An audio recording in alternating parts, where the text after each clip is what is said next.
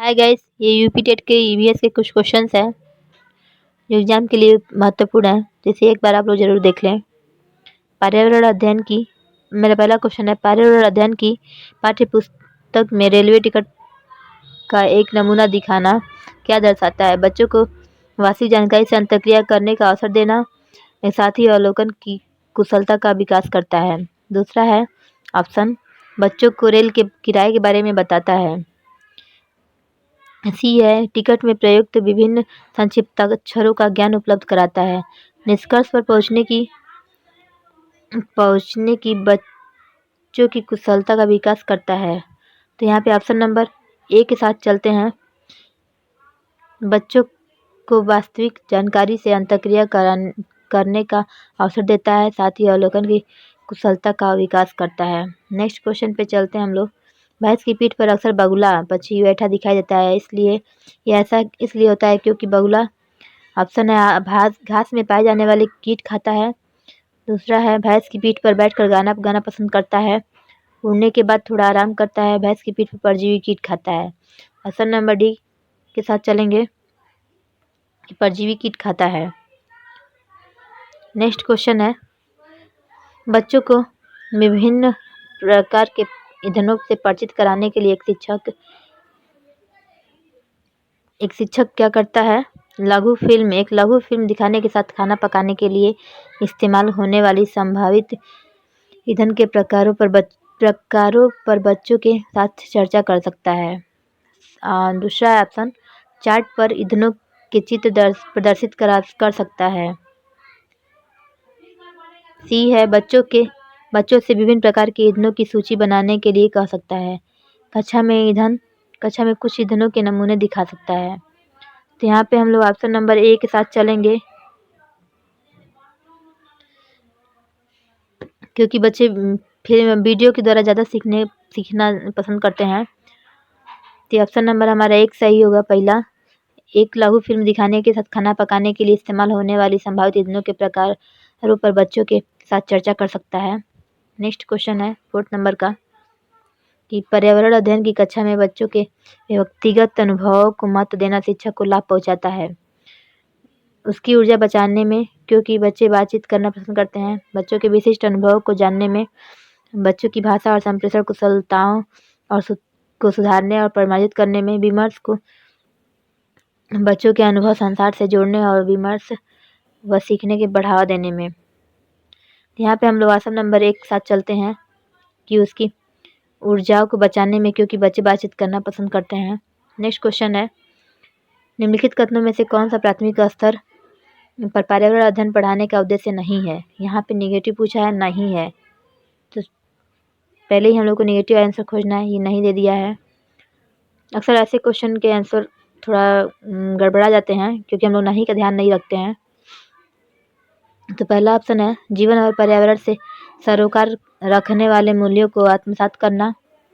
B है, प्राकृतिक व सामाजिक वातावरण के बारे में उत्सुकता जगाना, बच्चों को खोजने की क्रियाओं में लगाना, तथा व्यवहारिक क्रियाएं करवाना जो संज्ञानात्मक और मनश्चालक कौशलों के विकास में सहायक होती है। ऑप्शन नंबर डी है, बच्चों पर आकलन के लिए शब्दावली और परिभाषाओं का बोझ डालना। तो बोझ डालना, ये तो ऐसे ही दिखा दे रहा है कि ये नेगेटिव सेंस है, इसलिए हम लोग ऑप्शन नंबर डी के साथ चलेंगे। डी ऑप्शन सही है। नेक्स्ट क्वेश्चन है 6 नंबर का, मानचित्र पढ़ने के लिए आवश्यक कौशल में शामिल है। पहला ऑप्शन है, स्थान, दूरी और दिशाओं के सापेक्ष स्थिति समझने की योग्यता। ड्राइंग और पेंटिंग में विलक्षण कुशलता।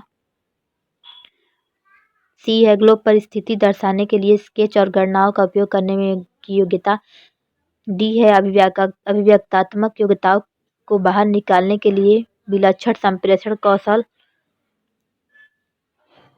तो यहाँ पे ऑप्शन नंबर ए के साथ हम लोग चलेंगे, यह स्थान, दूरी और दिशाओं की सापेक्ष स्थिति समझने की योग्यता रखना होगा।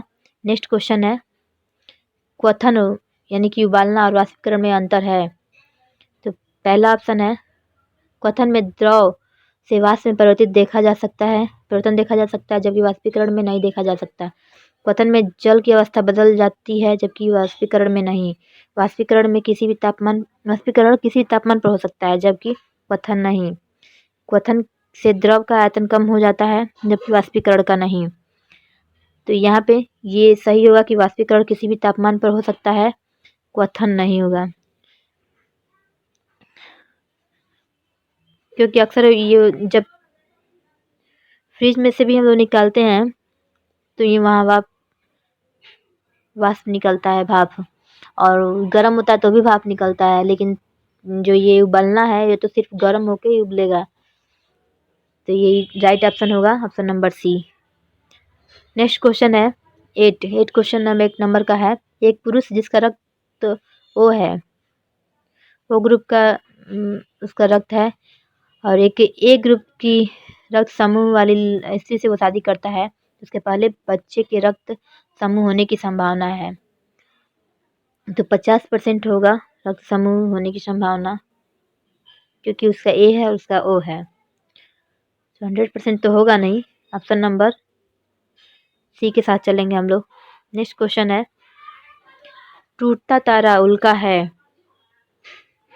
एक समान गति से चलने वाला तारा एक चमकता पिंड जो वायुमंडल में एक समान गति से चलता है। नेक्स्ट ऑप्शन है, एक तारा जिसके एक सिरे पर पूंछ होती है। उल्लाफ जो पृथ्वी के वायुमंडल में प्रवेश करते ही आग पकड़ लेता है। तो इसका हो जाएगा ऑप्शन नंबर डी,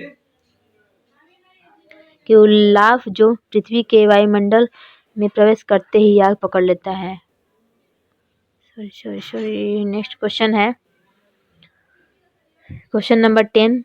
यह देखा गया है कि पाचन क्रिया बाहर की अपेक्षा अमाशय के अंदर अधिक तेजी से होती है, क्योंकि अमाशय के अंदर भोजन का मंथन होता रहता है, जिससे उनकी सतह पर का क्षेत्रफल बढ़ जाता है और एंजाइमों की क्रिया तेज हो जाती है। ऑप्शन बी है, पाचक रस अमाशय के अंदर अम्लीय होते हैं, जबकि बाहर वे क्षारीय होते हैं। सी है, अमाशय के अंदर भोजन की उपस्थिति में पाचक रस का उत्पादन बहुत ज़्यादा होता है। डी है, पाचक रस जब अमाशय के बाहर रखते हैं तो निष्क्रिय हो जाते हैं। इसका ऑप्शन नंबर ए सही होगा।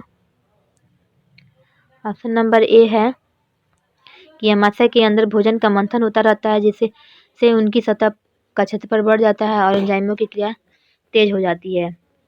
नेक्स्ट क्वेश्चन है 11 नंबर का क्वेश्चन। निम्नलिखित में से कौन सा प्राथमिक विद्यालय पर्यावरण अध्ययन पढ़ाने का उद्देश्य निरूपित है?